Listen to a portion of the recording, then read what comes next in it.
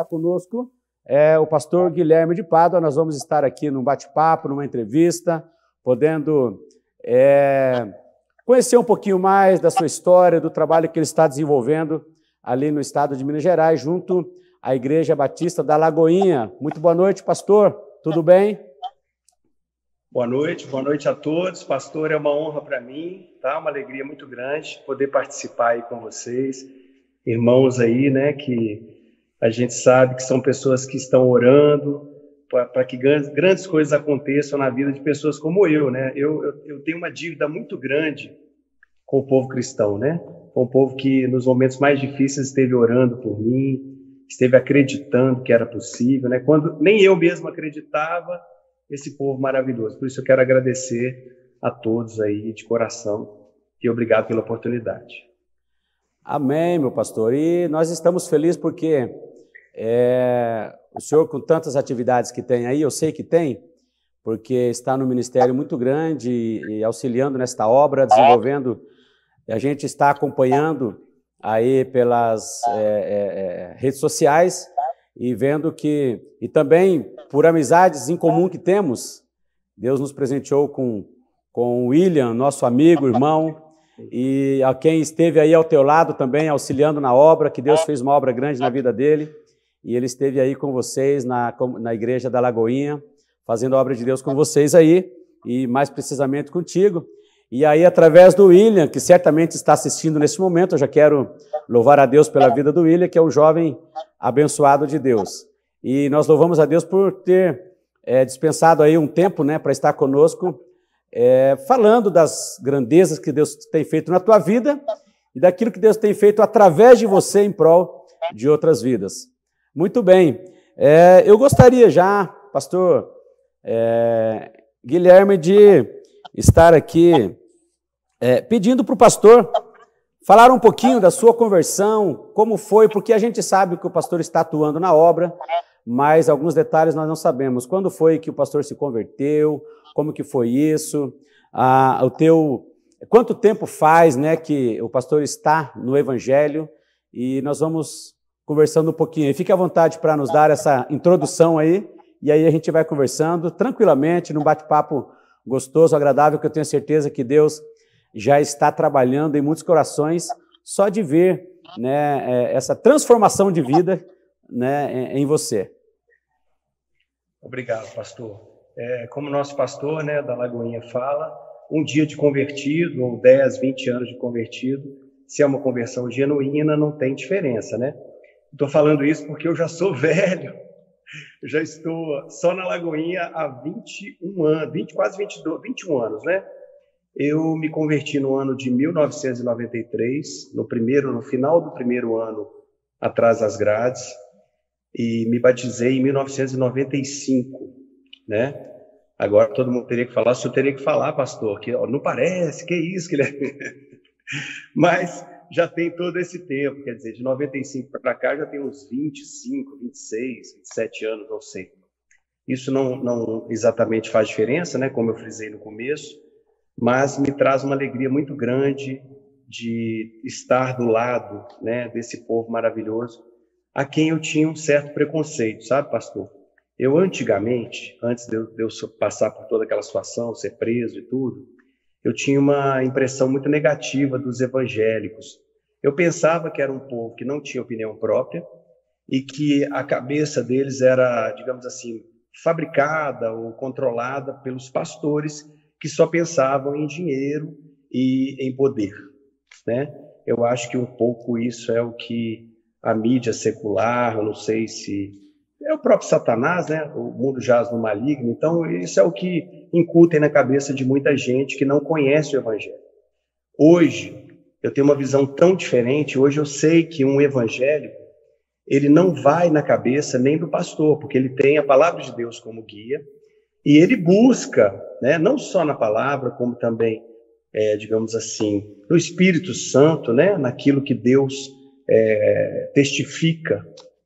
Então, é muito difícil você enrolar um cristão, né? Hoje eu vejo que é um povo realmente que tem personalidade, né? Cada cristão tem a sua comunicação pessoal com Deus. Deus não divide a honra dele com ninguém, né? Então, ele não tem intermediários, né? O véu do templo já foi rasgado e cada cristão tem acesso direto ao Pai através do Espírito Santo, através da palavra, né, do Evangelho. Mas eu tinha esse preconceito tão grande, né? Eu tinha essa visão equivocada do que seria o cristão. Para ser mais direto sobre a minha conversão, ali, atrás das grades, né, quando ninguém, digamos assim, que com razão, né, eu não questiono, não julgo, talvez eu sempre que alguém fala, eu já te odiei, eu já tive raiva de você, eu isso e aquilo, eu falo, olha, eu no seu lugar eu também odiaria, quer dizer, eu tenho consciência de que eu não teria uma atitude como os cristãos tiveram. Mas lá no meio daquela desgraça, né, daquela falta de graça, da graça de Deus que eu estava com a vida, pensando em suicídio, porque eu sabia que eu não tinha mais chance de nada, eu imaginava que eu ia ser estuprado, que eu ia ser morto, enfim, que eu não saía dali vivo, e tantas situações, assim, seriam muito tempo para contar tantas situações de pressão, de opressão que eu passei ali, né, naquele local. E, por incrível, uma luz brilhava, né, pequenas luzes vinham, que eram capelães, pessoas que vinham ali até a cadeia, às vezes na frente da cela, às vezes no pátio, e traziam ali uma gota de esperança, traziam ali um feixezinho brilhante de luz no meio daquela escuridão. E no começo, né, eu sempre gosto de falar que eu fui para o Evangelho porque eu não tinha outra alternativa, né? Enquanto o mundo inteiro me odiava, os cristãos demonstravam amor, traziam esperança. Então, até eu que sou mais bobo, né, numa situação como eu estava, é muito propício para a gente aceitar aquela ajuda, né? Então, inicialmente, eu aceitei porque era um refrigério, uma água fresca no meio de um deserto quente, seco. Tinha aquela aguinha, né, que os cristãos traziam, aquela gota de esperança. Já no primeiro dia, atrás das grades, eu recebi uma cesta, uma história muito curiosa. No fundo dessa cesta tinha uma carta e tinha ali uma pequena Bíblia. E no desespero eu comecei a ler. Era uma Bíblia que ela é Judeus Internacionais, até branca, seria uma comumente distribuída nos hospitais. Então, a pessoa que levou para mim provavelmente fazia capelania hospitalar. E ali só tem Salmos, Provérbios, né, e o Novo Testamento. E eu comecei a folhear, não tinha nada o que fazer, estava eu numa cela sozinho, que era uma cela de averiguação.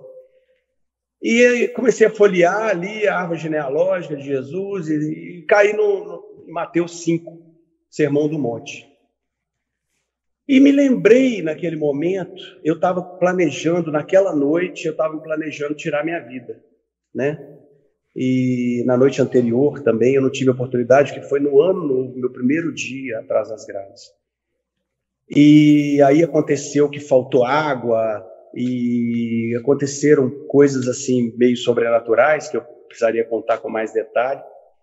E eu não tive oportunidade de tirar minha vida. Eu já tinha um plano, mas não tive oportunidade. Na manhã seguinte chega essa Bíbliazinha e eu começo a ler. Quando eu chego em Mateus 5, mesmo sem entendimento, mesmo sem entender quem é Jesus, era aquele cara revolucionário do Natal, aquele que veio falar de amor, que mataram ele. Para mim era isso. Era um cara diferente, que veio trazer uma palavra diferente. Eu sabia que ele era o Verbo que se fez carne, o próprio Deus que encarnou, se despiu da sua glória para poder vir e ainda por cima morrer no nosso lugar, né? Eu não tinha ideia que seria isso.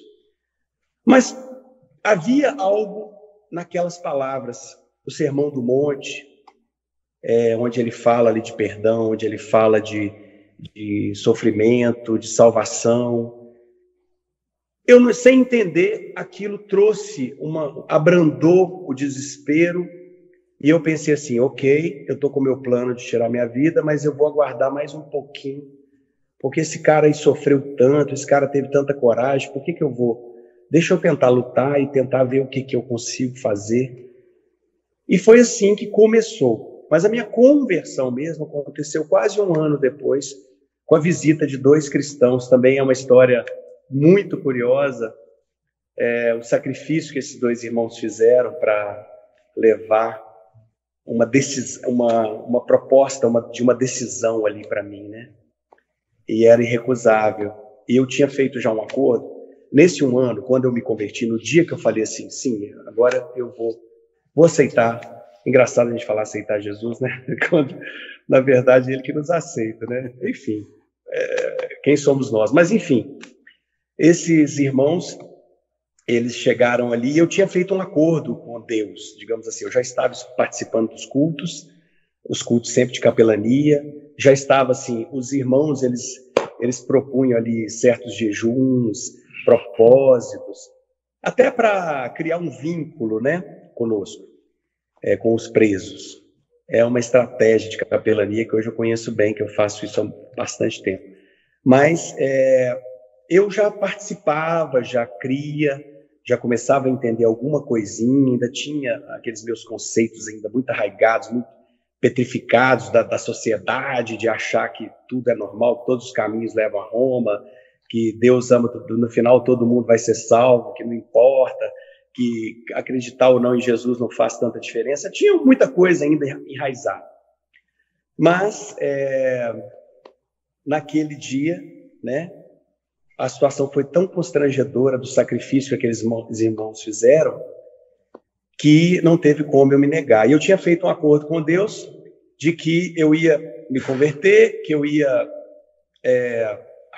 seguir a palavra, que eu ia participar com os irmãos, mas que eu não ia contar para ninguém, porque eu sabia que iam me ridicularizar, que iam falar que eu estava escondendo atrás da Bíblia, e realmente eu estava, né? E ainda estou me escondendo atrás da Bíblia e das potentes asas do Senhor.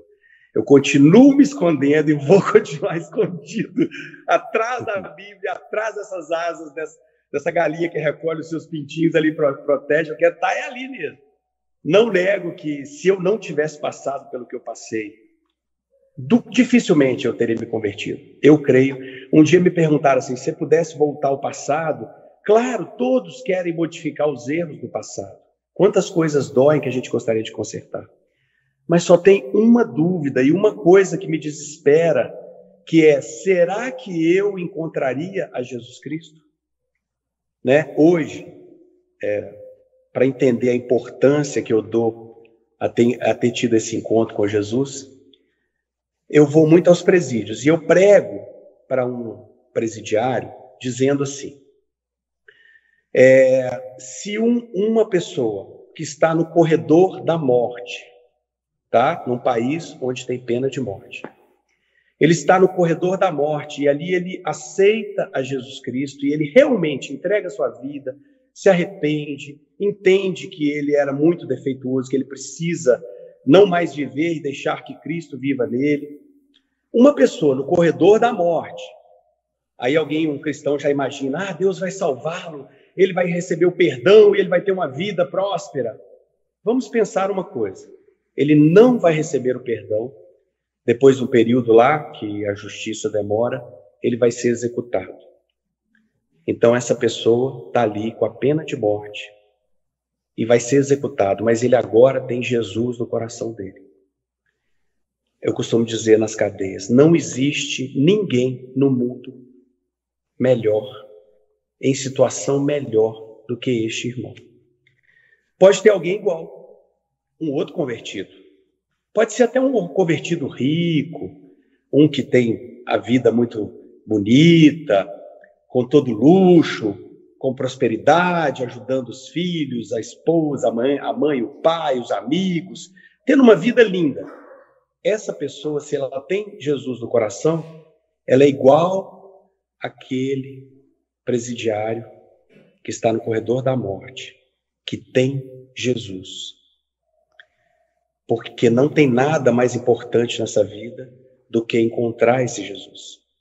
Na vida, quando Deus olha para cá, né, quando nós vamos embora desse lugar, a gente pode ser um empresário, uma dona de casa, um negro, um branco, um índio, um amarelo, um alto, um baixo, um gordo, um magro, mulher, homem, criança, velho.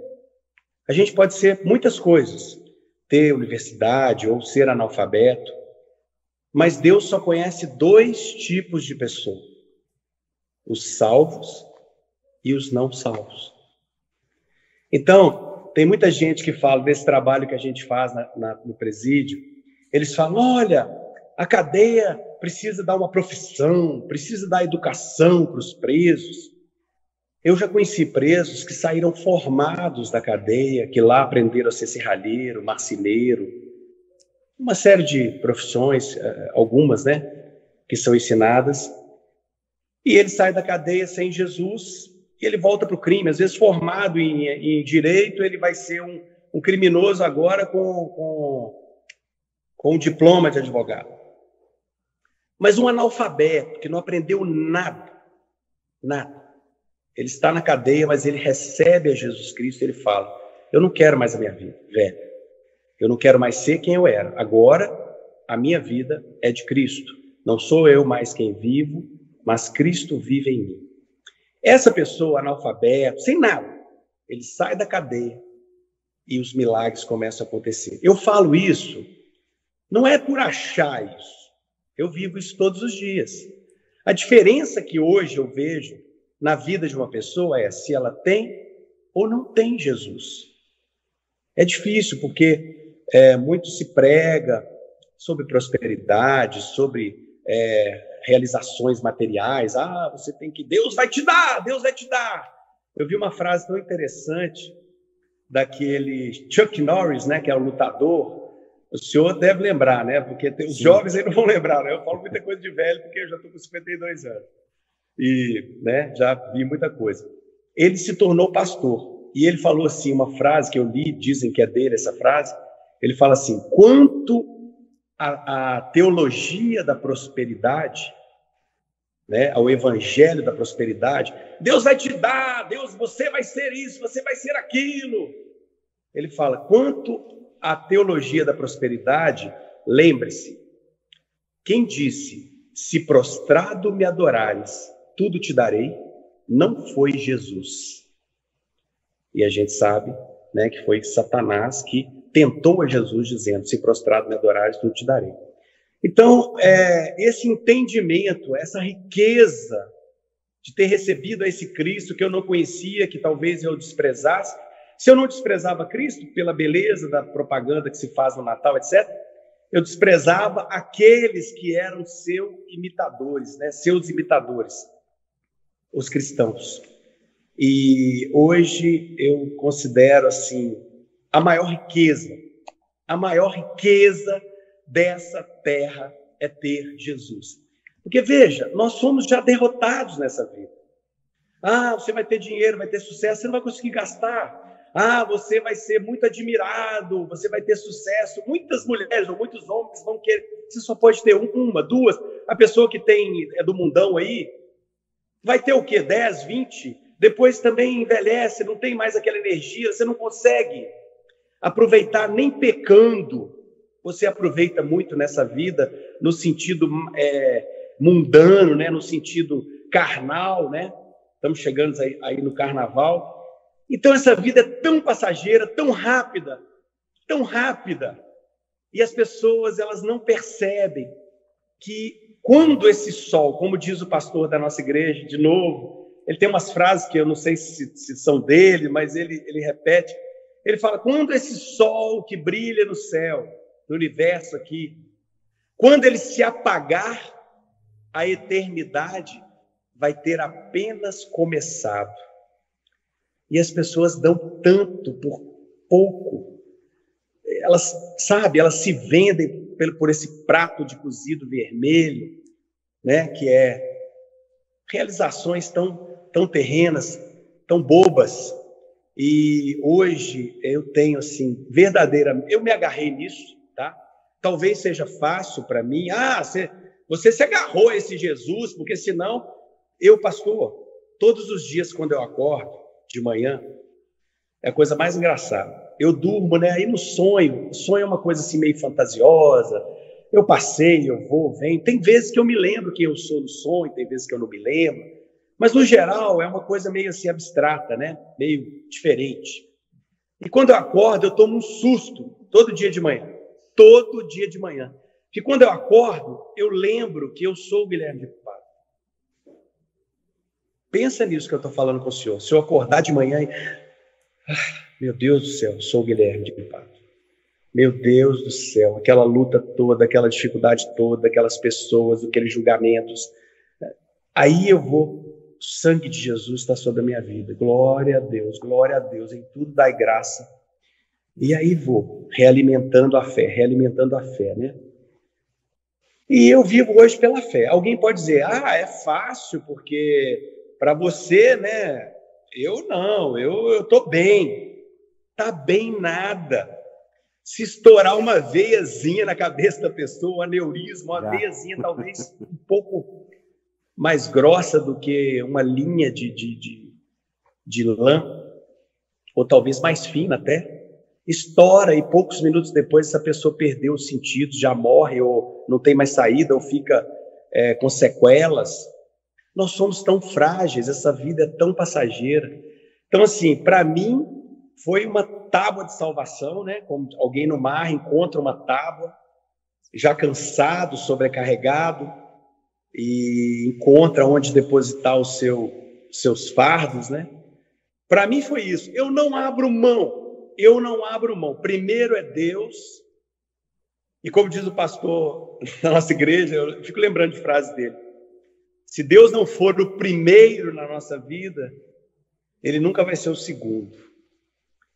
Ele tem que ser o primeiro, porque ele nunca vai ser o segundo. E eu me agarrei a esse Jesus Cristo e foi uma coisa maravilhosa.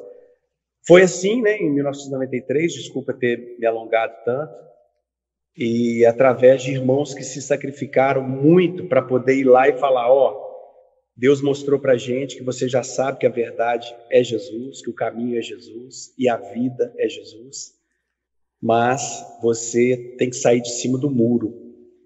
Você tem que admitir agora e assumir esse Jesus como a única coisa, a primeira, a principal, a que te guia, a que te protege, a que te leva, a que é o seu objetivo de agora em diante para sempre, porque senão não vai ter jeito não.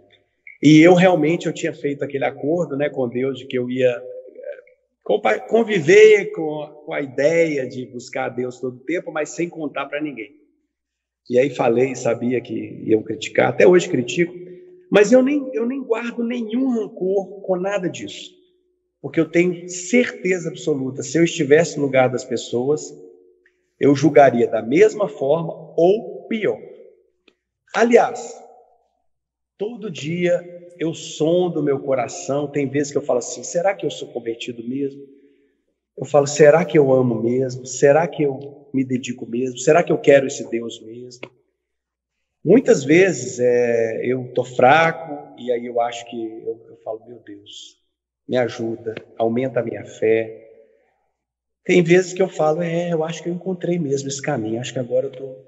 Mas desistir, eu não desisto mais, pastor. Glória a Deus. E agradeço a esse povo que está aqui, Agradeço a esse povo. Que bom poder estar ouvindo o pastor Guilherme de Pádua trazendo, né, essa palavra de uma obra tão grande que Deus fez na sua vida. E eu tenho certeza que muitas pessoas, não me veio aqui ainda a informação, mas tem muita gente assistindo e outros vão poder assistir, porque é sempre há uma curiosidade, né, nas pessoas, o que acontece com alguém depois que ele se converte. Né? Eu estava aqui lembrando, enquanto o pastor falava, de alguém que estava numa outra condição, que era o carcereiro que estava fazendo a guarnição de Paulo, né, na prisão, e Silas, e ao contrário de quem estava preso, ele estava solto e estava fazendo uma guarnição, mas estava muito mais preso do que quem estava atrás da grade. Por quê? Porque ele não tinha a liberdade que Paulo, que estava preso, tinha. A situação era outra, mas nós estamos falando aqui da situação do carcereiro que estava com liberdade, mas sentia a sua alma aprisionada. Mas chegou a salvação para ele, né? e para sua casa, para sua família. E é o que prova de que para Deus tanto faz estar atrás das grades ou com liberdade, porque o que vai nos libertar de fato é a liberdade que Cristo, né, nos libertou.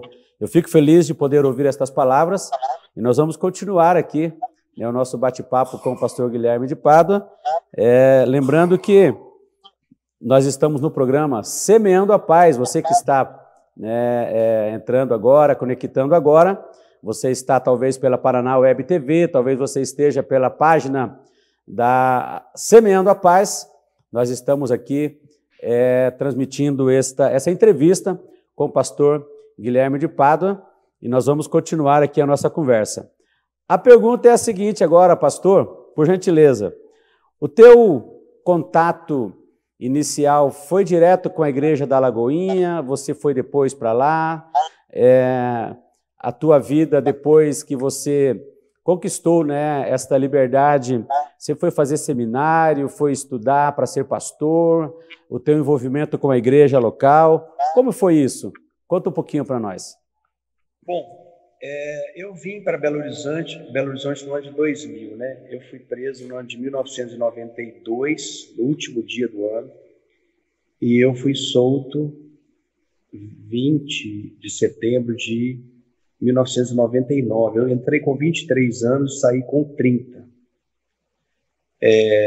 Beirando fazer 30 anos.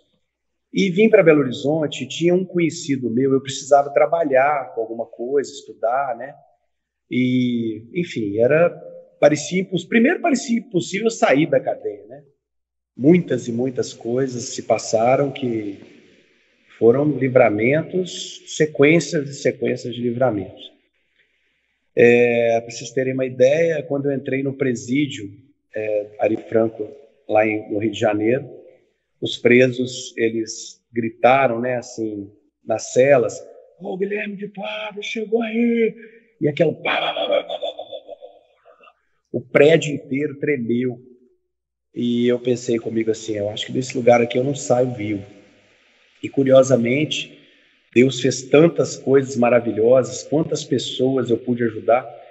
Eu encontrei recentemente, tem um conhecido que eu ainda ajudo, que ele estava preso na mesma época, e ele passou muito tempo, ele passou 24 anos preso. Uma vida de crimes, assim, muito impressionante. Mas eu vim para Belo Horizonte e tinha uma amiga de infância, que tinha um irmão que trabalhava com design gráfico, né? O design até para política e tudo. E eu, então, fui lá, eles falaram, vem aqui que a gente vai te ensinar, e eu comecei ali a trabalhar e aprendendo com ele. Mas eu tinha que voltar para casa até às 10 da noite, porque era o meu regime de condicional, né? Eu fiquei um bom tempo em condicional. O cumprimento da pena, ele vai gradativamente normalizando, né? Como se estivesse testando a pessoa. E então, o irmão dela, que não era e ainda não é, curiosamente, evangélico, mas é bastante simpatizante da igreja, acho que é um pouco pela preguiça porque demanda um certo esforço, né? Eu lembro que os irmãos me ajudavam, eu estava desanimado, me buscavam em casa, vamos lá na igreja, eu não, estou quieto aqui, não quero. E escutar uma pregação, no começo parece uma coisa chata, depois aquilo vai te enchendo, porque parece que vão caindo escamas dos olhos e você começa a compreender, né? Então, esse conhecido, que até hoje eu acho que por preguiça ainda não frequenta assim a igreja, ele tinha um conhecido do tempo que ele era produtor de roupas de marca, aqui é um polo de moda, foi pelo menos, eu não sei se ainda é, que eu não estou mais ligado nessa área, mas ele tinha um conhecido que tinha se tornado pastor. E era um dos pastores da Igreja Batista da Lagoinha, e pastor Vanderlei. E ele falou, olha, eu vou te levar lá na Lagoinha, porque você vai conhecer esse pastor, porque você não era da igreja. Eu falei, não, eu era do presídio, eu nunca fui a uma igreja na minha vida. Não, mas você tem que ir nessa igreja, que essa igreja ela é a melhor de Belo Horizonte. Foi o termo que ele usou, sabe? E eu lembro que aquilo me deu uma estranheza muito grande, que eu pensei assim, existe uma igreja melhor do que outra igreja? Na verdade, era um entendimento dele, né? Eu acho que talvez fosse alguma coisa de status, alguma coisa também, porque existe uma reputação muito positiva, né, do pastor. É um pastor que tem uma história, né? Inclusive até de aconselhar outros pastores, pessoas que estavam em momentos de contenda, pega avião e vem aqui para pedir conselho. Então, eu não sei. Por alguma razão ele falou que ia me levar. Me levou. E eu conheci aquele pastor e ele falou, volta no culto de domingo para você assistir. Era um gabinete pastoral. E eu voltei no domingo. Quando eu entro dentro daquela igreja, tinham 3 andares lotados de cristãos. Aquela igreja redonda, né, da Lagoinha. E a coisa mais engraçada, a gente estava tendo um jantar na casa dos meus pais, assim, para a família mesmo, né? E esse amigo, ele foi lá me buscar, né? E ele chegou com um casaco de couro preto, sabe? Uma roupa bem parecendo de motociclista. E eu estava de terno de linho. Aí a minha família ficou rindo e falou assim, tem certeza que vocês vão no mesmo lugar, né? Vocês vão no mesmo evento? Porque não tinha nada a ver. Eu estava com uma roupa de crente, né? Que eu imaginando que eu precisava de terno. Eu até costumo, quando eu visito a igreja, eu costumo de terno, porque é melhor a gente errar para mais do que para menos, né? Não sei qual que é o costume daquele lugar. Mas normalmente aqui na Lagoinha eu fico um pouco mais à vontade, tudo, né? Assim, um pouco mais normal, assim, mais corriqueiro. E fomos ali. E eu fiquei impressionado. E estava pregando, né? Era um senhor lá que estava pregando, o pastor Márcio. E ele era engraçado, tinha umas tiradas, assim, o povo ria. Eu fiquei impressionado com aquilo, né? E fui ficando ali na Lagoinha. Era no tempo do CD Preciso de Ti. Eu fui lá no Mineirão. E eu tive que sair correndo logo depois da gravação, porque estava dando o meu horário da minha condicional. Eu tinha medo de ser pego numa blitz. E eu vim correndo, acho que tomei até multa naquele dia. E fui ficando na Lagoinha. Mas uma coisa curiosa que eu costumo sempre frisar. A Lagoinha, ela estava num momento, acho que toda igreja, né, tem as pessoas que se destacam, né? E eu cheguei na Lagoinha e eu era a 3ª pessoa depois de ninguém. Sabe, assim, o pastor Márcio sempre teve um carinho, assim, deu uma atenção, até hoje ele tem com essa obra de presídio, né? Muita gente é meio contra, não vou mexer isso não, bandido e tal, não sei o quê. E ele tem essa necessidade, né? Esses esquecidos, esses largados, esses que ninguém quer, ele tem um esforço. Hoje ele talvez não tenha mais a jovialidade nem a saúde para ficar se dedicando pessoalmente, mas ele demanda, ele incumbe pessoas dessa obra. Mas quando eu cheguei, há 22 anos atrás, né, 21, 22 anos, ele teve um especial carinho, me tratou com muito carinho, né? Não tinha tempo para dar atenção, eu também não tinha assunto, eu não tinha conhecimento da igreja nem nada. E a igreja estava vivendo aquele efervescência assim, do avivamento, né? Tinham 3 cultos, o povo sentava no chão, né? E eu até tenho algumas coisas sobre isso, né? Muita gente, talvez o senhor tenha vivido aí na sua igreja, e outras igrejas o senhor participou também, esse mesmo momento, muita gente desistiu, né? Muita gente que achava, Deus vai dar, Deus prometeu, vai dar tudo certo, eu vou alcançar nações. Enfim, muita gente de lá para cá eu vi desanimando, desviando. São pessoas que vieram por razões, não vieram pela bênção e não pelo abençoador, né? Mas então, curiosamente, eu era, como eu disse, a 3ª pessoa depois de ninguém. Ainda continuo sendo, tá? Sou um servo, sou uma pessoa que pego no arado mesmo. Se eu chegar lá na igreja hoje, aí a chefe da zeladoria, ou de compras, ou de alguma coisa de som, me ver.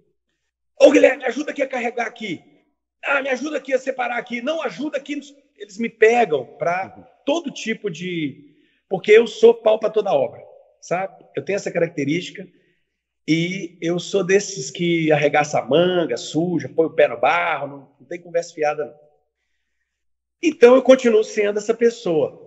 Mas, por muitas vezes, por que eu estou frisando isso? Que Porque eu vejo que muitos artistas que se converteram, eles vieram para a igreja naquela expectativa de ter destaque no mundo evangélico, né? Por exemplo, eu estou aqui muito honrado, né, de estar aqui participando dessa live, porque eu sei que eu não mereço, que tem cada uma dessas pessoas que orou ou que está orando por outros aí, como eu precisei das orações, vale muito mais do que eu. São pessoas talvez que vieram para Jesus por amor e não pela dor como eu.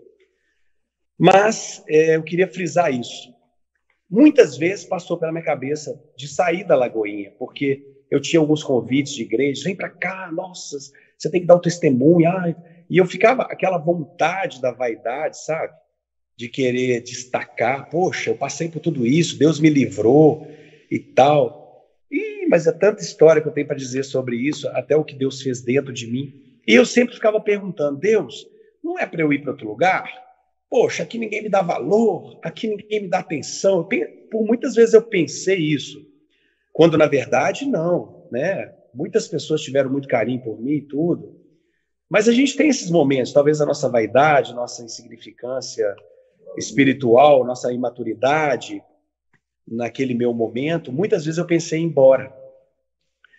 E eu vejo muitos artistas que se converteram, eles vêm e eles querem, eu estou chegando, eu era daquela emissora, eu era cantor, eu era importante, agora vocês aí colocam um tapete vermelho porque eu estou chegando. E muitos desses artistas depois desistem. E olha o cuidado de Deus, eu vejo como um cuidado de Deus. Deus me deixou assim sendo a terceira pessoa depois de ninguém, o quietinho, não mexe não vai não. E aquilo foi trabalhando dentro de mim. Inicialmente eu perguntando para Deus, mas vem cá, eu não tenho que ir embora, mas o senhor não vai me usar? Muita gente falou que eu ia ser usado para ganhar outros e tal, sabe? Aquelas coisas aquele anseio de querer ser importante. E eu falava, Deus, estou esperando uma resposta do Senhor, estou esperando uma resposta do Senhor. Só que eu sou meio cético, eu não sou daqueles crentes que abre a Bíblia, vai no versículo e já tem resposta de Deus. Não. Então, se estiver chovendo e parar e depois voltar a chover de novo, é porque o Senhor está dizendo sim. Estou só dando um exemplo, né? Uma figura de linguagem aqui. Eu não sou desses, eu quero uma resposta mesmo, sabe? Tipo, me mostra, confirma, testifica, e muitas vezes isso já aconteceu na minha vida. Mas essa resposta de eu sair não veio. E eu passei 8 anos, eu era cuidado por um irmão chamado Lourival, que era de um grupo chamado Manancial, e eu ajudava lá, fazia back vocal, sabe? Nos ensaios, ajudava a carregar as coisas, ia nos lugares, e esse Lore é uma pessoa também muito humilde, muito legal. Teve também o Toninho e a Fátima, que era de uma célula, a primeira célula. Hoje eles estão lá no norte do Brasil. E pessoas assim, sensacionais, mas muito humildes, sabe? E eu fui enxergando que Deus ele não estava naquilo que as pessoas... naquela grandiosidade, não. Porque se a gente for olhar a grandiosidade de Deus, basta olhar para o universo. Grandiosidade não é a pessoa comprar um carro novo, trocar de casa e pregar para 2, 10, 20 mil pessoas. Não, isso não é grandiosidade. Grandiosidade de Deus não está nisso, né? Está em dar o seu Filho unigênito para que todo aquele que nele crê não pereça, mas tenha vida eterna, né? Deus amou o mundo de tal maneira que deu o seu único Filho, né? E Deus amou a gente quando a gente ainda era pecador. Então, a grandiosidade de Deus, ela foi sendo revelada para mim aos poucos. E nunca chegava aquela resposta de eu ir para uma igreja, para eu me destacar, para eu ser alguém. E a Lagoinha, graças a Deus, né, tem muitas pessoas de relevância, né, pessoas muitos já lançaram CD na igreja, outros se tornaram grandes pregadores, montaram outras igrejas, né?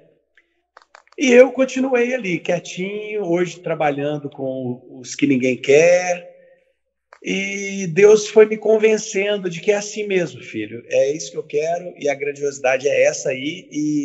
E fica tranquilo, Daqui a pouquinho você está vindo para junto de mim, então não preocupa muito aí com isso que está aí embaixo, não. Você já está vindo, então fica calmo. E eu fui para Alagoinha, então, dessa forma, né? Indicado por um não cristão. E fui ficando. E estou lá até hoje.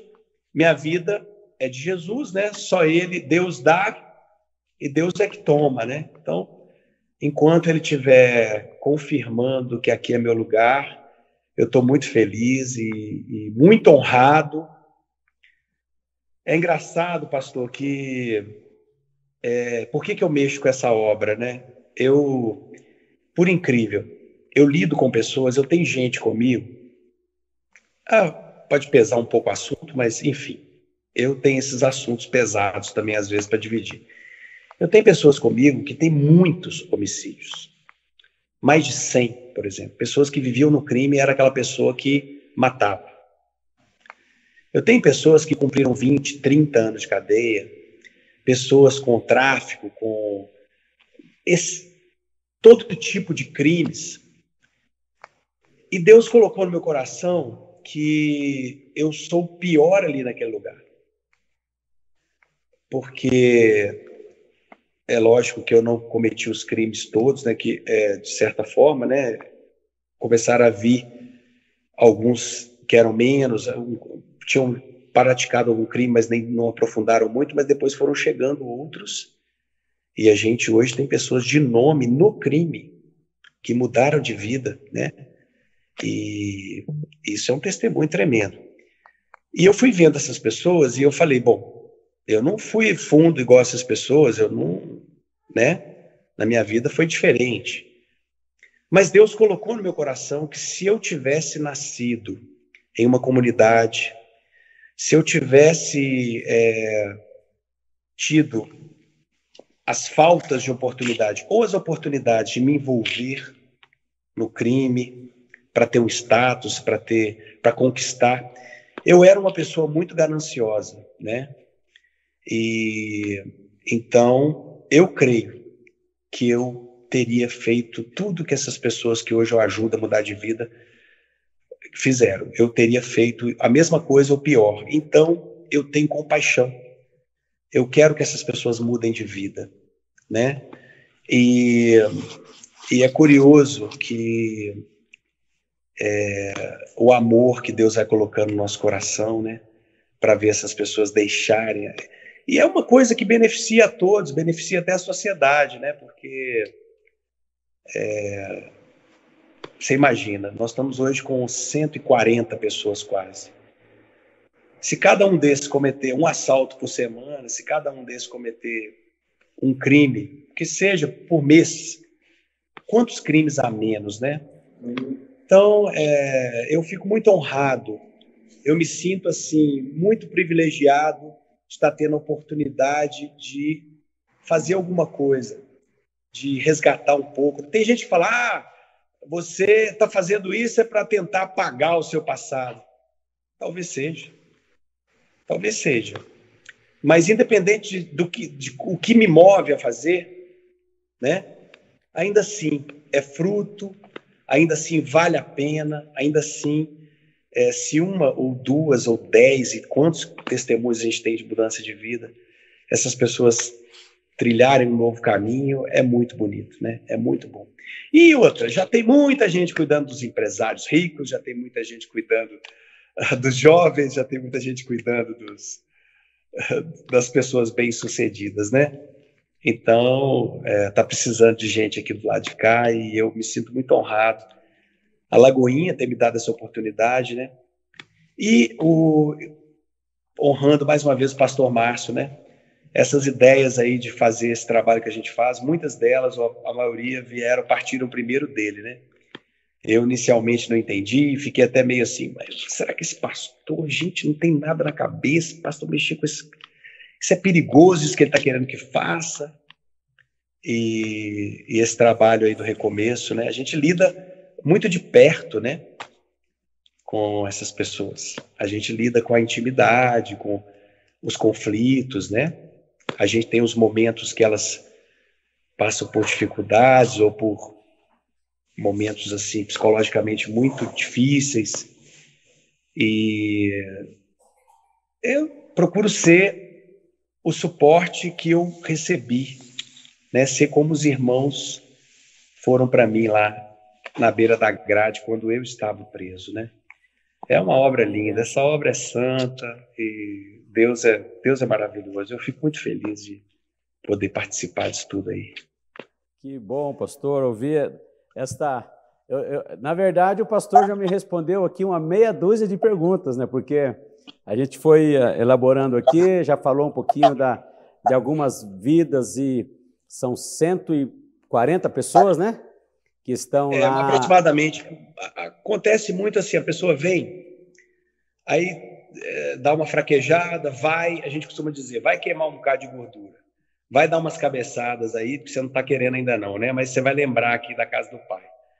Aí a pessoa volta, tem gente que foi, voltou 2, 3 vezes, deu bastante trabalho e depois muito orgulho e se tornou um exemplo, né? Vou citar nomes aqui, porque... Sim. Né? Essas pessoas todas estão dentro desse ministério Recomeço que o pastor hoje lidera, toma conta na Igreja da Lagoinha. Sim. Isso. Sim. Hoje nós, ainda sem ajuda nenhuma do Estado, sem nenhuma ajuda de nenhum patrocinador, de nenhuma empresa, a gente tem vivido um milagre aqui, porque você imagina, só para alimentar essas pessoas, né? Nas casas que a gente chama de casas avançadas, que é um trabalho de ressocialização. A pessoa está estudando, está trabalhando, ou pelo menos está vendendo uma bala no sinal, ou ela está, sei lá, fazendo chup-chup, fazendo doce para vender. Ela tem que tocar a vida dela, né? E, enquanto estiver debaixo das asas da igreja, não pode usar droga, beber, cigarro também não pode. No começo a gente aceitava tabaco, mas aí, olha só, os irmãos da igreja que ajudam o ministério, né? Na maioria das vezes, e que ajudam até pessoas individualmente. Isso aí é uma coisa sensacional. A gente traz as pessoas para perto da igreja, a gente dá uma monitorada, vigia para elas não saírem da linha. Um irmão ou outro vem e fala, ô fulano, vou te ajudar, ô Beltrano, vou arrumar um serviço para você. E assim as coisas vão acontecendo. No começo a gente permitiu tabaco. Hoje a gente não permite porque você não sabe o que a pessoa está fumando. Imagina, você passa na porta de uma casa do ministério, tem alguém com cigarro aceso na porta, fica um aspecto ruim, né? Então a pessoa chega hoje e fala, não, eu só tenho um vício, eu só fumo. Aí eu já falo com o cara, fumava. E até engraçado, a gente já tem um costume, a gente fala, irmão, é o seguinte, você vai ali para o outro lado da rua, acende ali uns 2 cigarros e dá aquelas tragadas bem gostosas aí, porque vai ser a última. Depois disso, aqui dentro da casa, você não vai fumar até o dia que você arrumar dinheiro, alugar sua casa. Lá dentro da sua casa, você pode fazer o que você quiser.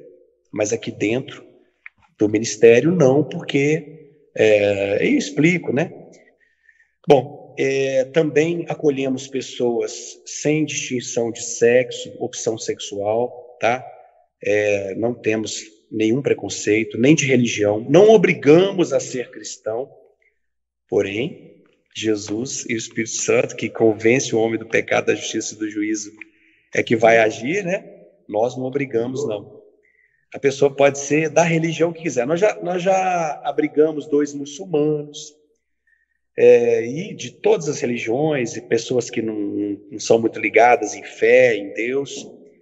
E o ministério, então, o que a gente exige? A gente exige uma atitude positiva, né?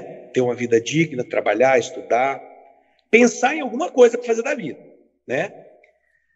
A gente tenta orientar, tenta dar sugestões mais produtivas, né? Tem pessoas que formaram. Tá aí perto de você um que tirou o 2º grau. Fui na formatura dele, foi muito emocionante, tá? E hoje, né? Tá avançando. A gente tem pessoas fazendo universidade, que a gente teve que buscar o currículo do primário lá no Nordeste, lá não sei aonde, ligar para a escola na cidade. Olha, como é que eu consigo a pessoa mandar? Então a gente tenta orientar, mas a gente não obriga, né? Nada é por força, né? Tudo é o Espírito Santo de Deus que convence. E então a pessoa tem que ter uma vida produtiva, fazer alguma coisa em prol dela mesma, uma vida digna, né? Não ter más companhias. Aí o cara passa um motociclista lá na porta, ô fulano, vamos ali. A gente, quem que é o fulano? Traz aqui pra gente conhecer. Ele é de onde? E geralmente, como todo mundo conhece, né?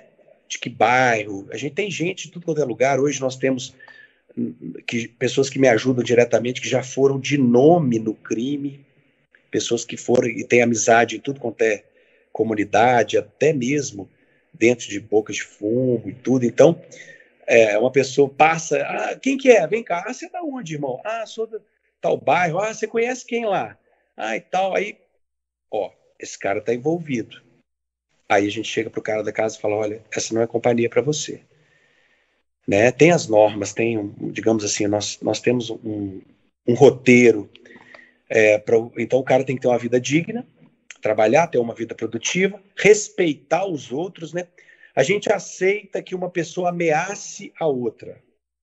Logo em seguida, na hora do calor da discussão, ameaça, tudo bem. Agora acabou a discussão, vai lá e pede perdão. Se não pedir perdão, tem que ir embora, não serve para ficar na casa. A gente aceita que a pessoa ofenda, xingue até a mãe um do outro. Na hora do calor, é muito difícil evitar que às vezes aconteçam coisas desse tipo. É como uma família, né? Eles estão ali, é uma família substituta. Acabou o calor da discussão, tem que ir lá e pedir perdão sinceramente, limpar aquilo tudo. Eles entendem que é difícil mesmo a convivência, e aí tocar a bola para frente. Se encostar a mão, nunca mais entra no ministério. Eu costumo dizer, quando a pessoa chega, eu falo assim, olha, irmão, se a pessoa bater na sua cara, você não faz nada. Porque nós é que vamos fazer. Se precisar chamar a polícia, se precisar abrir um processo de agressão de 129, o que a gente vai fazer, tá? O que precisar. Mas você, se alguém bater na sua cara, você não faz nada. Você está dentro da casa da igreja. Você não vai fazer nada com suas mãos. Isso aqui é um lugar santo. Isso aqui, né? Mas é obrigado, é ao culto? Não é obrigado. Mas entende? A gente procura proporcionar que a pessoa tenha um encontro pessoal. A gente não fica catequizando, sabe?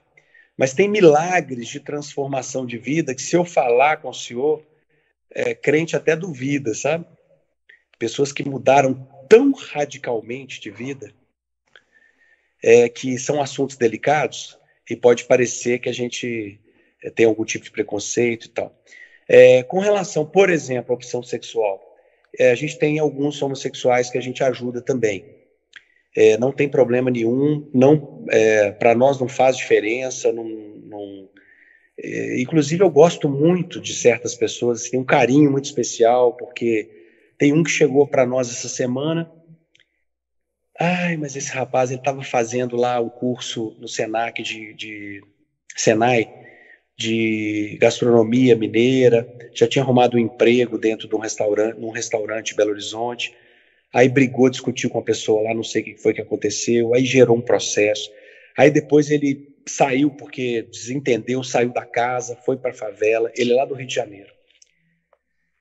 Aí se prostituía, aí começou a namorar com um cara lá que é da vida do crime, aí chegou todo quebrado algumas vezes para me pedir ajuda e dizendo, olha, o cara lá que eu vivo com ele, se eu largar ele, ele me mata, que ele já falou. E eu falando com esse irmão, né? Meu irmão, você estava indo com a vida tão... Você tem que ter dignidade na sua vida, você ia ser um profissional, você ia ter seu dinheiro, você ia ter as suas opções para você seguir. Aí acabou que eu não sei o que aconteceu, acabou ele sendo preso. Nunca tinha sido preso, porque ele afastou, né, do ministério e foi viver lá vida de prostituição, e agora voltou. Aí me telefonaram, né, para dizer que ele estava lá, e tal. Aí eu falei, não, que alegria, fui lá, encontrei com ele, comprei acetona para ele limpar as unhas, estava com as unhas do pé e o cachorro aqui, ó, em cima de mim. Oh, meu Deus. As unhas do pé e da mão pintadas, né? Aí eu comprei para ele limpar. Aí ele falou, ô pastor, eu agora vou firmar com Deus. Eu falei, ô meu irmão, não estou falando o nome aqui, né, para evitar. Eu falei, ô meu irmão, eu quero que você tenha dignidade na sua vida. Eu quero que você tenha as suas opções, que você não fique à mercê, escravizado em vida de prostituição, vida de pecado, que você tenha uma opção. Ele, não, agora eu vou firmar na igreja. E nós temos milagres em muitas áreas do nosso ministério, milagres impressionantes. Então, nós não temos... O ministério é muito bonito, sabe? É uma coisa assim, lógico, né? Como é um ministério, até para deixar essa questão aqui esclarecida, né? Como é um ministério que as casas são masculinas, a vestimenta tem que ser masculina e não se pode ter nada sensual, nada. E nós proibimos relacionamento. Hoje, por exemplo, em 140, talvez eu tenha uns 3 homossexuais. Mas é proibido relacionar dentro da casa. Aí alguém pode perguntar, por que vocês têm preconceito? Eu falo, não é preconceito, não. O problema é que relacionamento é passionalidade, né? Paixão, essa palavra vem de paixão. Se uma pessoa relaciona, gera ciúme. Ciúme pode gerar violência, pode gerar alguém se interessar, outro também, um querer agredir, matar, tirar até uma vida por causa de envolvimento amoroso. Então, nós não temos nenhum. Por exemplo, se a pessoa for do candomblé ou da macumba, pode, a gente aceita na casa? Aceitamos. Pode bater o tambor e fazer lá a macumba dentro da casa? Não, não pode. A casa, ela é de cunho cristão. Então, os cultos que tem lá são cristãos. São cristãos evangélicos, mas não é nada que possa ofender também um católico de maneira nenhuma, porque está falando do amor de Cristo, da salvação, então está tudo certo. Mas a pessoa que vá para onde ela quiser. O que nós vamos fazer é combinar com essa pessoa o seguinte, olha, enquanto você estiver debaixo das asas da igreja, vida honesta, nada de más companhias, nada de droga, bebida, tabaco, e vamos procurar alguma coisa para a sua vida. Aí, o Espírito Santo vem e age.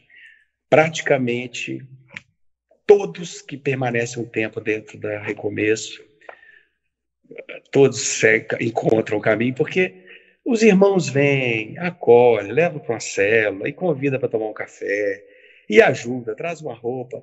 Gente, o amor constrange. O amor constrange.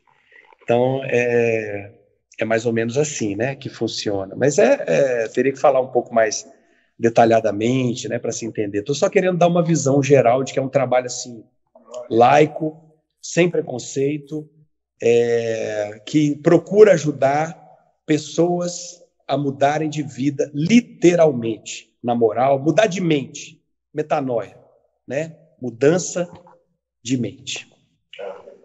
Que bom, né? Poder ouvir estas palavras e saber desse trabalho tão lindo que o pastor Guilherme de Pádua está desenvolvendo lá no Ministério Recomeço da Igreja Batista da Lagoinha, em Belo Horizonte e região, né?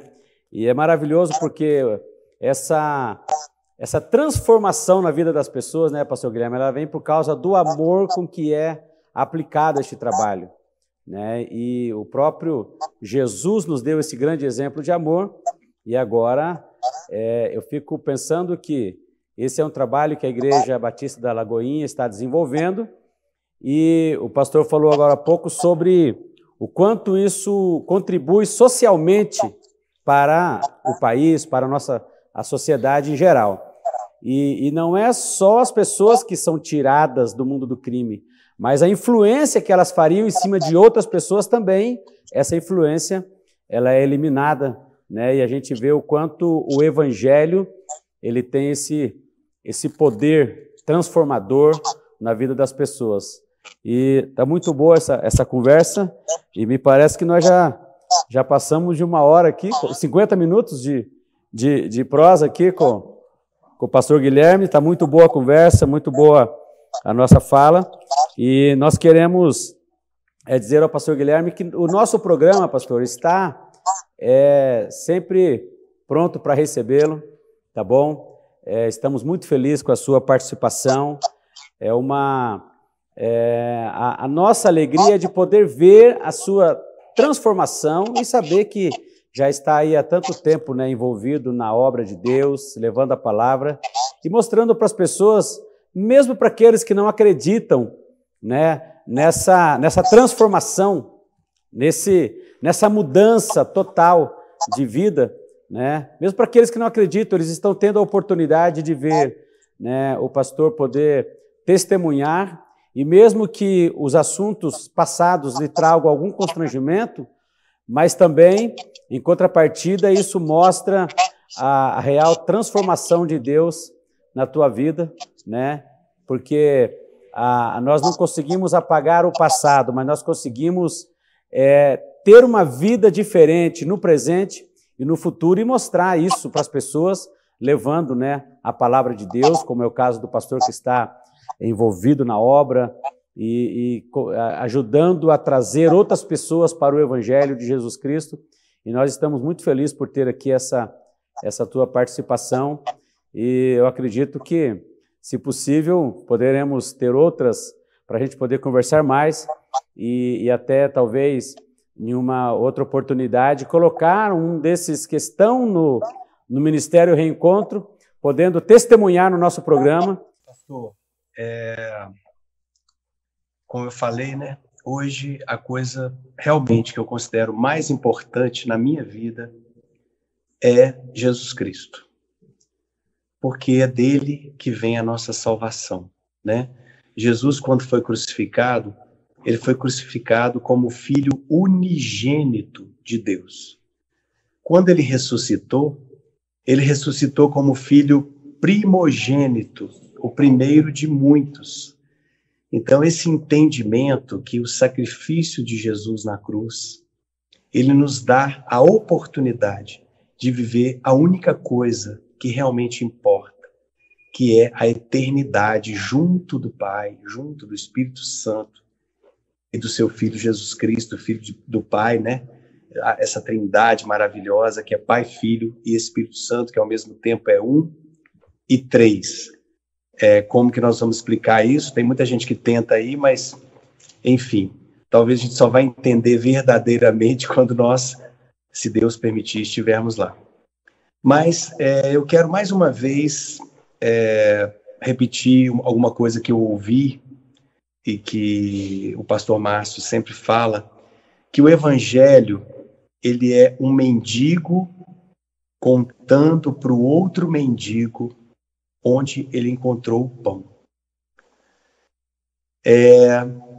Pensa bem, eu tinha tudo para ser uma pessoa triste, deprimida, frustrado, porque deixei de ser o ator, deixei de fazer o que eu fazia, né? Quantos caem aí em depressão porque perderam alguma coisa que tinham, um sonho que eles deixaram de realizar, né? Pessoas até que realizaram, depois deixaram de ser importantes naquilo que elas acreditavam, que elas investiram o seu tempo. Eu podia ser um desses, né? Eu poderia ser uma pessoa assim. Mas o mendigo Guilherme, esse mendigo aqui, encontrou o pão.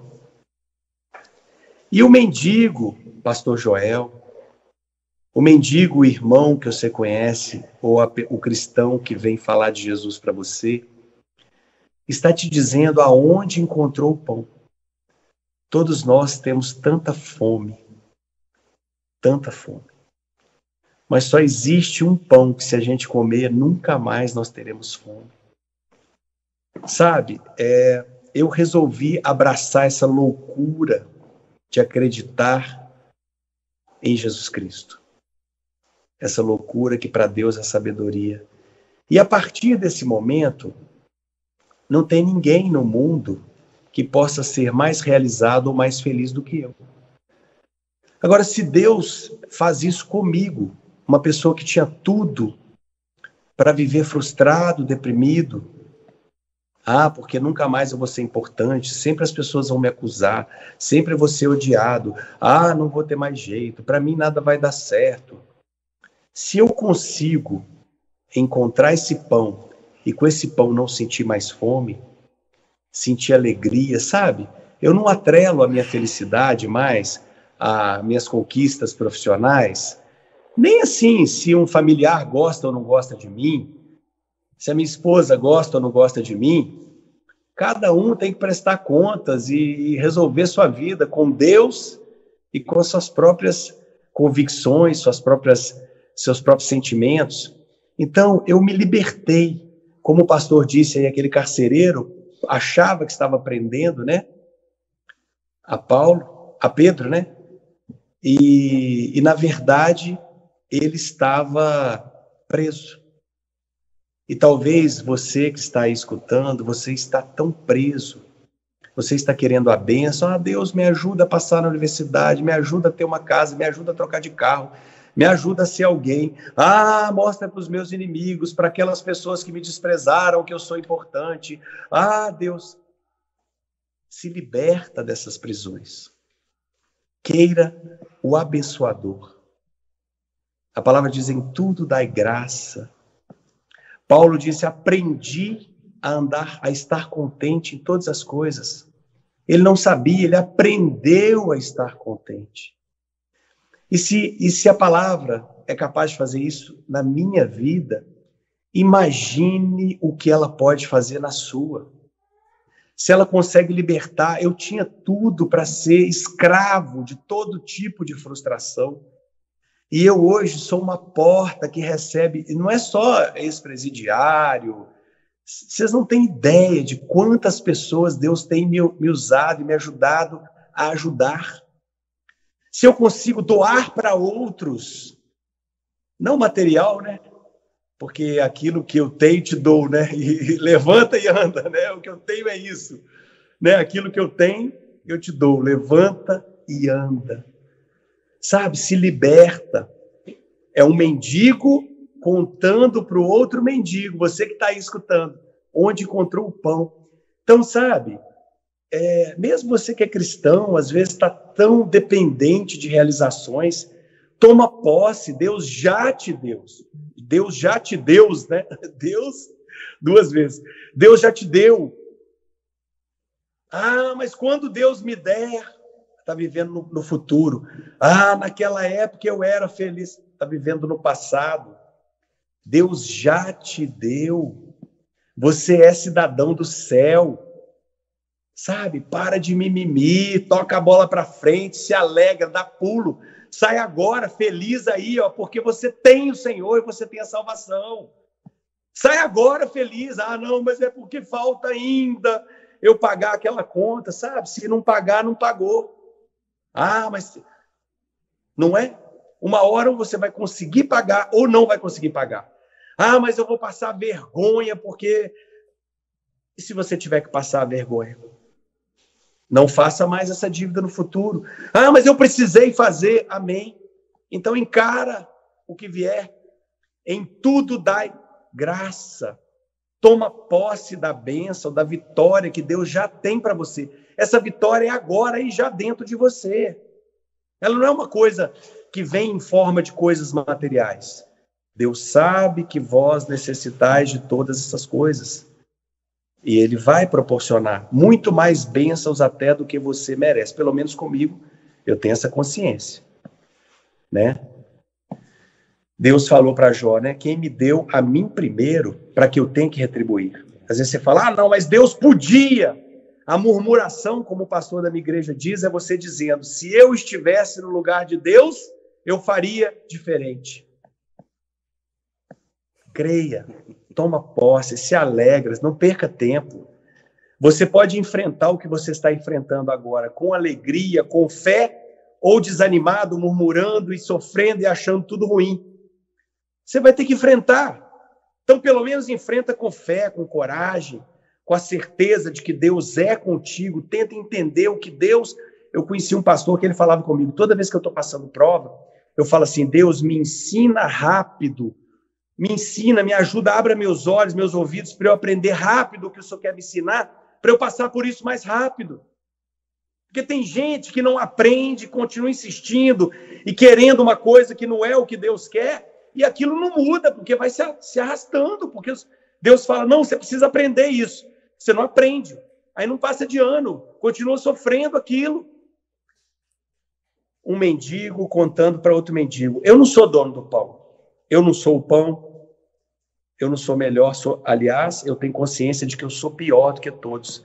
Graças a Deus eu tenho essa consciência. Isso me liberta até de ter vaidade.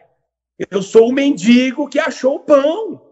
E você, de repente, é um mendigo mais arrumadinho, um mendigo até bonitinho, um mendigo até muito bom, mas você precisa comer.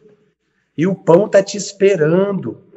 Eu falei uma coisa, que eu era muito ganancioso, né, na minha vida. Hoje, eu sou mais ganancioso do que eu era. Hoje, eu sou mais ganancioso do que eu era. Porque hoje, o que eu almejo alcançar é a coisa mais valiosa do mundo, que é a vida eterna, a salvação. E olha, eu vou morrer tentando. Eu não tiro sua razão de pensar que eu não vou conseguir, que eu não mereço. Aliás, a palavra diz que nenhum merece, né? É a graça de Deus. Mas eu entendo essa posição. Falar, não, mas cara aí, tá vendo? Ele era isso, era aquilo, e era mesmo. Eu era torto. Eu era todo torto, caráter torto, cheio de defeitos, fraco de personalidade, milhões de defeitos que eu poderia enumerar. Mas eu agora agarrei nesse pão e eu não vou sentir mais fome. E eu estou agarrado nessa trilha, nesse caminho tortuoso, para tentar passar naquela porta estreita. E eu não vou desistir. É a última e a única batalha que importa. Ah, mas primeiro eu preciso passar na universidade. Primeiro eu preciso ganhar muito dinheiro. Primeiro eu preciso ser famoso. Primeiro eu preciso casar e ter filho. Primeiro eu preciso que minha família me dê valor. Eu preciso ser importante. Primeiro eu preciso pregar para multidões. Deixe os mortos enterrarem os seus mortos. Quando alguém falou para Jesus assim, primeiro me deixa ir enterrar, e ele falou, deixa aos mortos enterrarem os seus mortos. Toma posse, meu irmão. Toma posse. Olha, eu tinha tudo. Todo dia quando eu acordo, eu lembro que eu sou eu e o negócio é pesado para mim todo dia de manhã. Mas eu estou bem. Mas é tanta luta e ameaça e o diabo rugindo ao derredor, rugindo como um leão. Oh, vai dar tudo errado. Oh, alguém aí desse ministério vai te matar. Oh, você vai terminar numa cama de hospital com os médicos te beliscando e falando, você está aqui, agora você vai sofrer. É o diabo o tempo inteiro me ameaçando. E eu falo, glória a Deus. Deus deu, Deus tomou. Bendito seja o nome do Senhor. Meus irmãos, isso traz uma leveza tão grande. Quando você entrega, como se diz, né, entrega o seu Isaac. Quando você entrega e fala assim, se Deus der, amém. Se não der, se a figueira der o seu fruto, se a videira produzir ou não produzir, ainda assim eu louvarei. Toma posse. Você escuta, você canta os louvores. Para de ser crente mimimi. Quantos desviaram da igreja? Mas o pastor não me dá atenção. Eu não posso ser o primeiro no ministério de louvor. Eu não sou importante. Eles deram primeiro. Aquela pessoa chegou depois. Aí tem lá a parábola dos trabalhadores.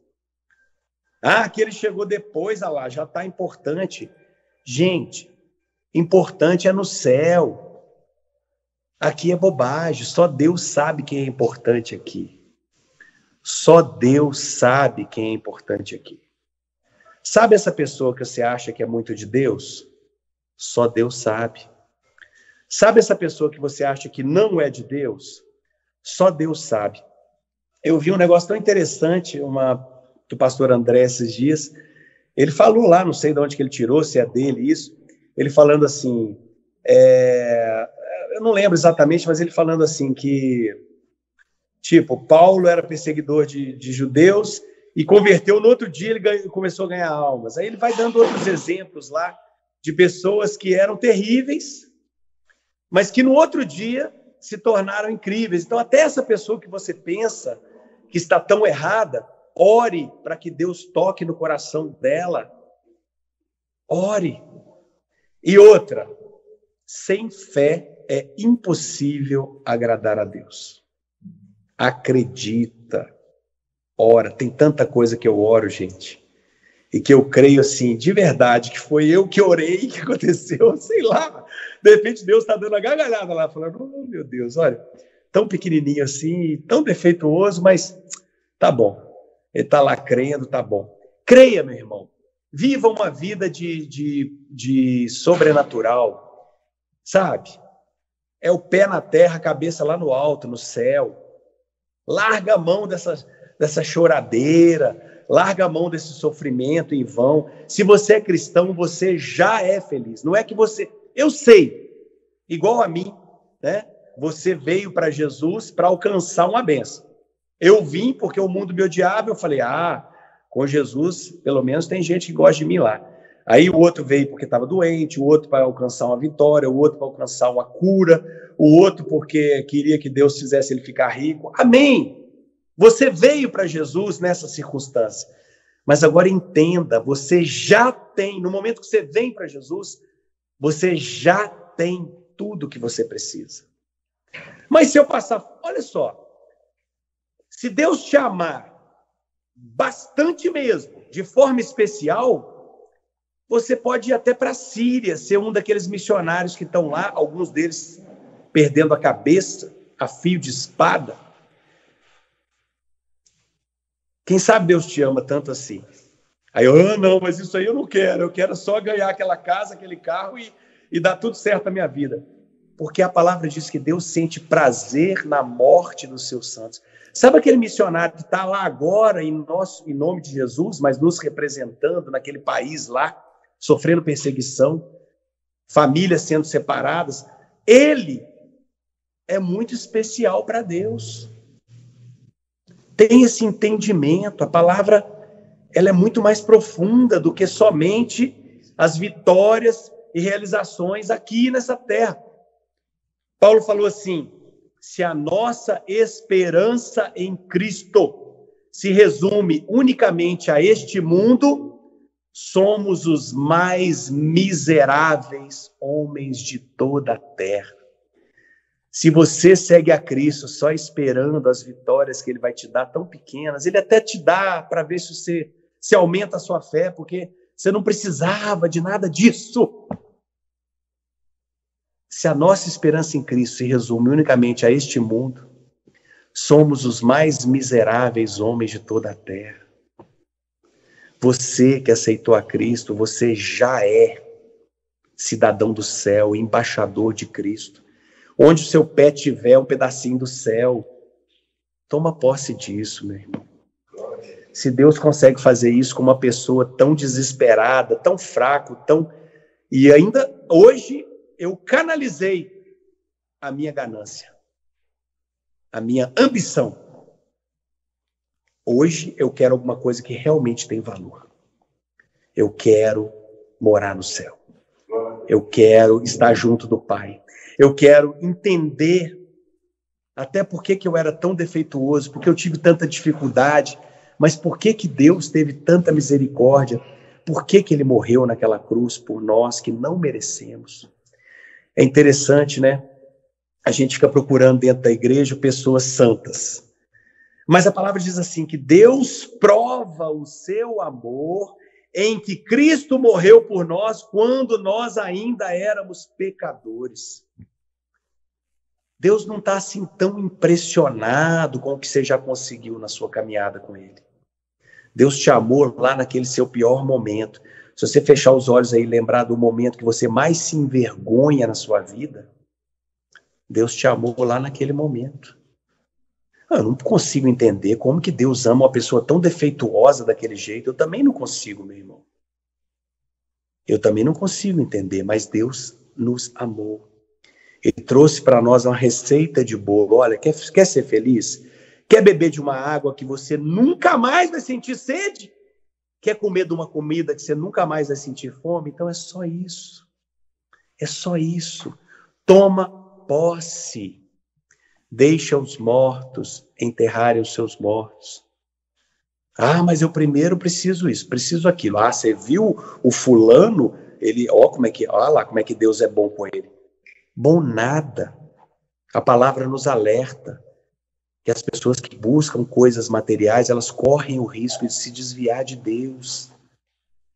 Sabe, aquela pessoa que você acha que é tão abençoada, às vezes ela está ainda para perdição. Meus irmãos, tome posse. Só isso. Ah, mas então, se eu orar muito, Deus vai me dar? Deus já te deu. Toma posse agora. Uma vez, aquela música que é bonita, né, até de uma cantora famosa, eu não sei o nome, não sei, esqueci agora, que fala assim, né, que aí o povo vai passar, né, pelo Mar Vermelho, e eu vou cantar do outro lado, o hino da vitória, sabe aquela música? Aí o pastor Márcio um dia falou, essa letra tá errada. Aí todo mundo, mas a letra é tão bonita, a letra tá certa. Ele, não tem que cantar do outro lado. Tem que cantar aqui, com o mar sem abrir. Tem que cantar deste lado, sem o mar abrir, mar fechado. Egípcio com a fio de espada vindo atrás, você cantando. Deus, é isso aí? Você tem que cantar desse lado. E vai lá buscar o seu irmão, os seus irmãos que vieram para a igreja esperando realizações, não entenderam a profundidade do evangelho e se desviaram, ficaram tristes, se desviaram. Vai lá buscar e conta para eles que eles tinham já aqui também o que eles precisavam. E eles foram embora porque o diabo enganou a cabeça deles. Enganou dizendo, Deus te ama mesmo? Por que ele não transforma essas pedras em pães? Por que Deus não te dá? Não importa. Aí você responde, a minha vida não é minha, é de Deus. Deus é que resolve. A minha vida não é minha. Eu entreguei ela para Deus, porque Ele entregou a dele para mim. E agora eu vou viver a vida dele. Meus irmãos, que Deus te abençoe, tá? Meu irmão, minha irmã, que Deus te abençoe. Muito obrigado. Retenha aí o que é bom, né? Como a palavra ensina. Desculpe a minha, às vezes, insignificância, falta de profundidade, falta de sabedoria. O mais importante, eu te agradeço de todo o coração pelas orações, né? Eu sei que talvez você pode ser muito jovem, não lembrar, mas eu sei que tem muitos cristãos aí, ou pessoas da sua família, pessoas que você conhece, que oraram por mim, e eu agradeço demais. Eu lembro que no meu primeiro dia de cadeia, que eu estava planejando me matar, eu comecei contando isso lá no começo, só para finalizar isso aqui, e eu tinha um plano, porque tinha uma torneira que era de registro, uma dessas torneiras fortes, sabe, de registro central, e eu estava com uma calça jeans e eu bolei que eu ia amarrar, fazer uma forma de amarrar minha calça jeans em volta do pescoço, e eu subi lá numa beiradinha, num ressalto que tinha na parede, pendurar lá naquela torneira, laçar, ia fazer com uma ponta um laço assim com a calça, né, tipo, você imagina uma calça jeans, você prende aqui em volta do pescoço, prende a outra ponta e eu ia chegar lá, dava altura, pendurar e me lançar. E o diabo tinha colocado na minha cabeça que aquilo ali todo suicida pensa isso, né? Que vai ter paz, os problemas acabaram, né? Eu creio que essa é a maior vitória de Satanás quando uma pessoa desiste. Mas ali, naquele dia, milhares, talvez milhões, não sei se milhões, né? Talvez mais de 1 milhão, talvez, quem sabe, de cristãos estavam orando pela minha vida. Tem uma cachorra aqui me zoando aqui. Então tinham milhares, milhões, obrigado, segura ela aí. Milhões de cristãos, ou milhares, estavam orando pela minha vida. Aí você deve pensar assim, mas como é que você sabe que milhares de cristãos, ou milhões de cristãos, estavam orando pela sua vida? É muita loucura pensar um negócio desse, né? Mas naquela noite, quando eu estava esperando a cadeia ficar quieta, e era uma noite de ano novo, e os policiais estavam lá para dentro com algumas coisas que trouxeram de casa, festejando lá, os presos quietinhos com aquilo que a família de cada um trouxe também festejando dentro das celas, E eu estava numa área sozinho, esperando o momento de eu tirar minha própria vida. Isso no meu primeiro dia de cadeia. E aí, acabou a água. E eu tive lá naquela delegacia durante mais de um ano, e pouquíssimas vezes eu vi acabar a água. E acabou a água. E eu me dou ao luxo, né? Me dou a crença de imaginar que os irmãos estavam orando por mim naquela noite. Aí você fala assim, mas como é que você sabe? Naquela semana seguinte, eu recebi, sabe aqueles programas de televisão que fazem sorteio de cartas? Eu recebi pacotes, sacos, esses sacos assim de farinha, grandes, lotados de cartas. Lotados, igual esses programas de sorteio de cartas.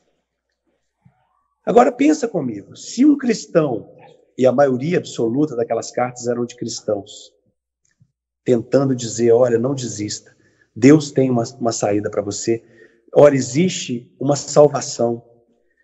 Se um cristão se deu o trabalho de escrever uma carta, botar um selo, ir no correio, comprar um envelope, escrever, vocês acham que não só aquelas milhares de cartas, até hoje eu tenho alguns pacotes que eu consegui salvar, porque toda vez que tinha um problema na cadeia, eles jogavam tudo nosso fora. Mas eu ainda tenho pacotes de cartas. Você acha que se o cristão se deu o trabalho de escrever, não houve clamor em muitas igrejas, em muitas células, reuniões de irmãos orando pela minha vida? E eu queria agradecer para todos que talvez você conheça alguém que já orou, alguém que, mesmo não concordando, é óbvio, né? Ninguém concorda com o que aconteceu.